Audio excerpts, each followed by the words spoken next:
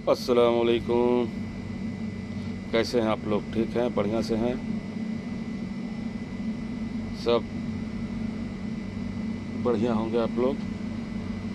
मैं एक बिहार की नई कहानी सुनाने के लिए जा रहा हूँ। बिहार की नई कहानी जिसमें इतिहास, रोजगार, विकास, वापसी के लिए कुछ छोटा जानकारी हमारे से जो हो सकता है वो दे रहा हूँ। सबसे पहले हम जानेंगे बिहार। बिहार एक ऐसा राज्य जिसका इतिहास भारत के इतिहास से अलग नहीं किया जा सकता।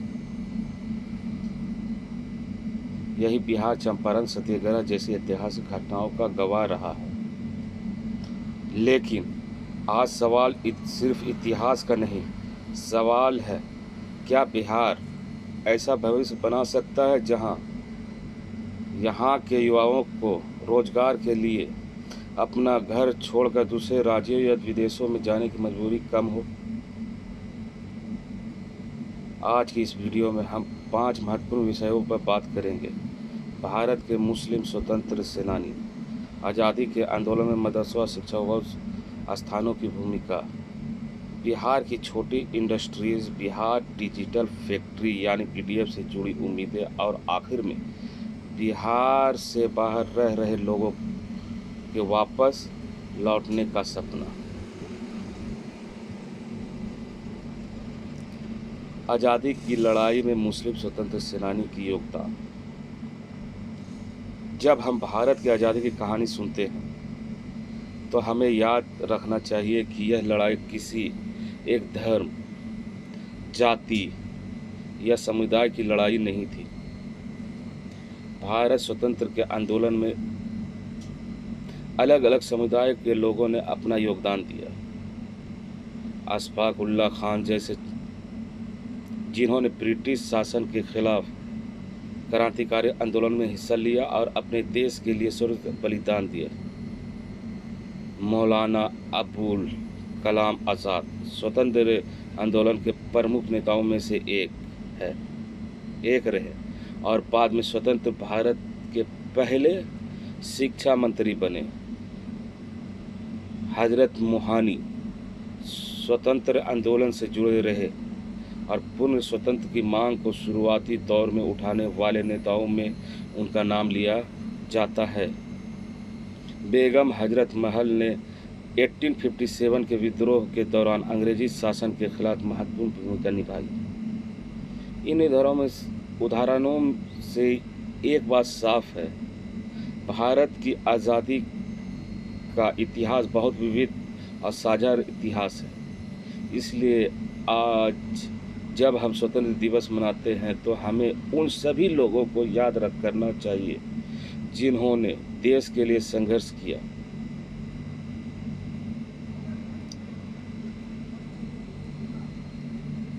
और आज़ादी में शिक्षा और मदरसों की भूमिका, क्वेश्चन मार्क है अपना। अब बात करते हैं दूसरे महत्वपूर्ण विषय की, मदरसों और शिक्षा स्थानों की भूमिका। भारत में शिक्षा के अलग अलग केंद्रों ने समाज में जागरूकता पैदा करने का काम किया।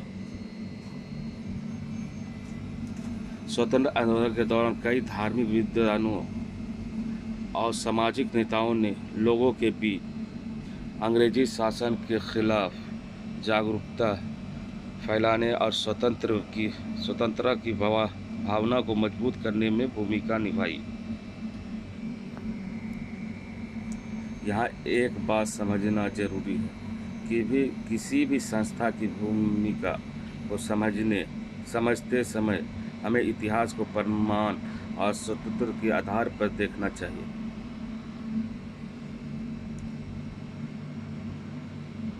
आज हमारी कोशिश किसी समुदाय को दूसरे समुदाय से तुलना करना नहीं है। हमारे उद्देश्य सिर्फ यह समझना है कि भारत की आज़ादी की कहानी अनेक लोगों और अनेक धाराओं के योगदान से बनी, और यही भारत की सबसे बड़ी खूबसूरती है, विविधता में एकता।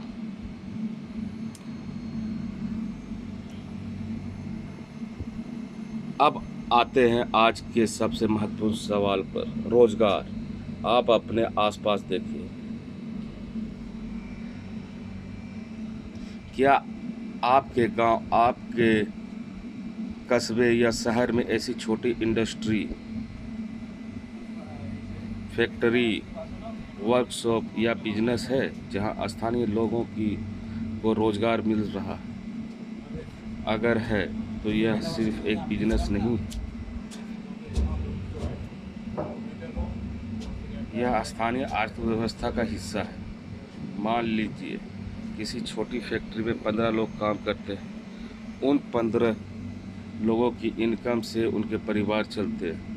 वे किराना खरीदते हैं, बच्चों की पढ़ाई पर खर्च करते हैं, घर बनाते हैं, लोकल दुकानों से सामान खरीदते हैं।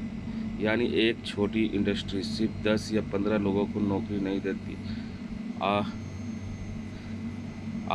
उसके आसपास भी आर्थिक गतिविधि पैदा करती है। बिहार में food processing, agriculture based industries, garments, furniture manufacturing, digital service और छोटे बिजनेस जैसे क्षेत्रों में अवसर विकसित किए जा सकते हैं। लेकिन इसके लिए सिर्फ सरकार ही नहीं, बल्कि एंटरप्रेन्योर, इन्वेस्टर, स्किल वर्कर और लोकल लोगों की भी भूमिका जरूरी है। सवाल यह नहीं होना चाहिए कि बिहार में रोजगार क्यों नहीं है। सवाल यह होना चाहिए हम अपने इलाके में रोजगार पैदा करने के लिए क्या कर सकते हैं।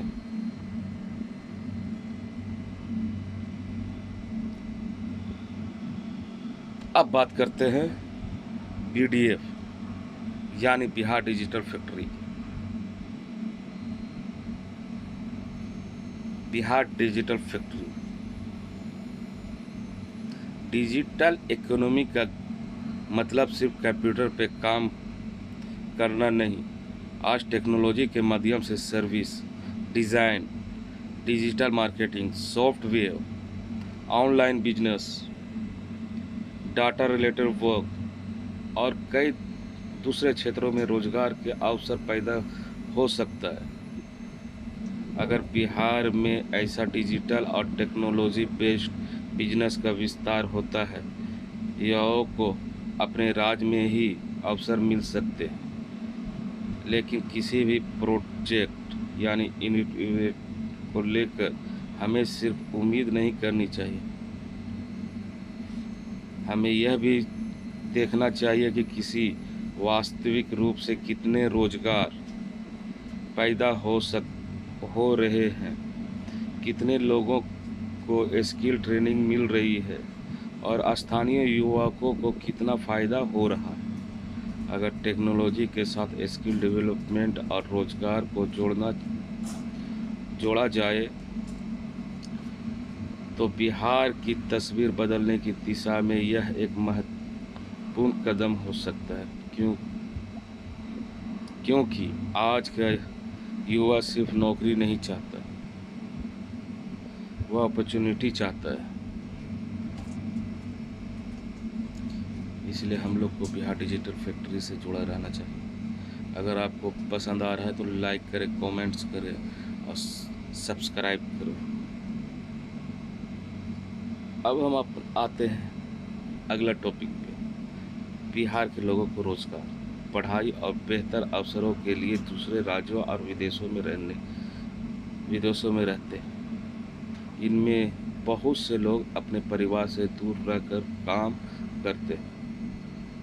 दिल में एक इच्छा अक्सर रहती है, काश अपने बिहार में ही अच्छा रोजगार मिल जाए।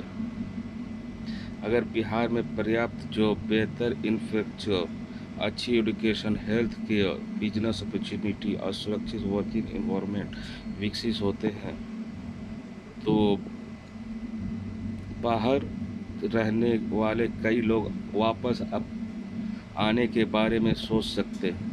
लेकिन वापसी सिर्फ भावनाओं से नहीं होगी। वापसी के लिए भरोसा चाहिए, नौकरी चाहिए, बिजनेस अपॉर्चुनिटी चाहिए और ऐसा माहौल चाहिए जिसमें युवाओं अपने भविष्य को बिहार में सुरक्षित देख सके। बिहार सिर्फ यादों की जगह नहीं, फिर बिहार हमारे भविष्य की जगह भी बन सकती है। बिहार सिर्फ यादों की जगह नहीं, फिर बिहार हमारे भविष्य की जगह भी बन सकता है। अंत में आपका क्या मानना है? कमेंट करें, लाइक शेयर सब्सक्राइब करें। बिहार का इतिहास हमें गर्व करना सिखाता है, लेकिन इतिहास पर गर्व करने के साथ साथ भविष्य बनाने की जिम्मेदारी भी हमारी है। ऐसा बिहार जहां युवा सिर्फ नौकरी खोजने के लिए बाहर ना जाए, बल्कि दूसरे लोग रोजगार और अवसर की तलाश में बिहार आए। ऐसा बिहार जहां छोटी इंडस्ट्री भी सम्मान की बात हो, जहां टेक्नोलॉजी और स्किल के साथ नए रोजगार पैदा हो, और जहां बाहर रहने वाला बिहारी यह कह सके, अब अपने घर वापस लौटने का समय आ गया। इतिहास हमारा गौरव है, लेकिन हमारा भविष्य हमारी जिम्मेदारी है। अगर आप भी चाहते हैं कि बिहार में रोजगार और अपॉर्चुनिटी बढ़े, तो इस वीडियो को शेयर कीजिए और कमेंट्स कीजिए। आपके गांव या शहर में कौन सी ऐसी इंडस्ट्री या बिजनेस है जो लोगों को रोजगार दे रहा है, ये भी बताएं। जय हिंद, जय बिहार, जय BDF।